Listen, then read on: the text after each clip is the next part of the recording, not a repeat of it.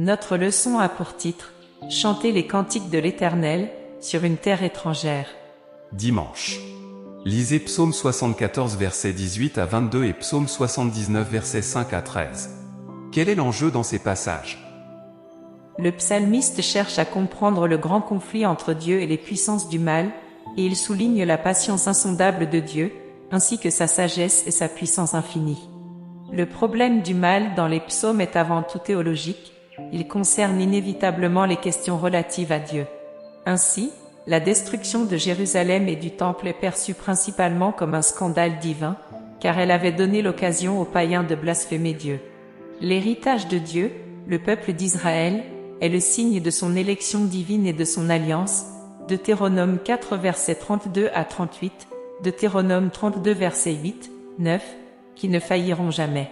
Le concept d'héritage de Dieu contient également une dimension de la fin des temps, puisqu'un jour toutes les nations deviendront l'héritage de Dieu et le serviront.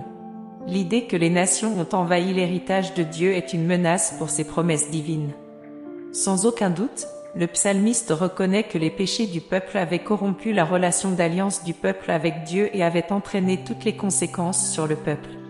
La survie du peuple dépend uniquement de l'intervention gracieuse de Dieu et du rétablissement de la relation d'alliance par l'expiation du péché. Le Seigneur est le Dieu de notre salut, ce qui traduit la fidélité de Dieu à ses promesses d'alliance. Cependant, la défense du caractère de Dieu dans le monde est plus importante que la restauration d'Israël.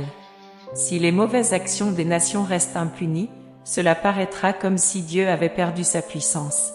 Ce n'est que lorsque Dieu sauvera son peuple que son nom sera justifié et élevé. Tout comme aujourd'hui, le même principe existait à l'époque.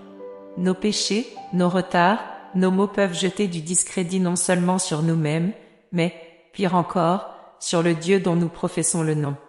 Nos mauvaises actions peuvent également avoir des effets spirituels néfastes sur notre témoignage et notre mission.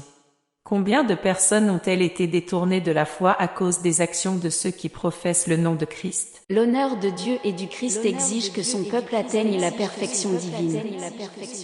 Ellen G. White, Jésus-Christ, page 675.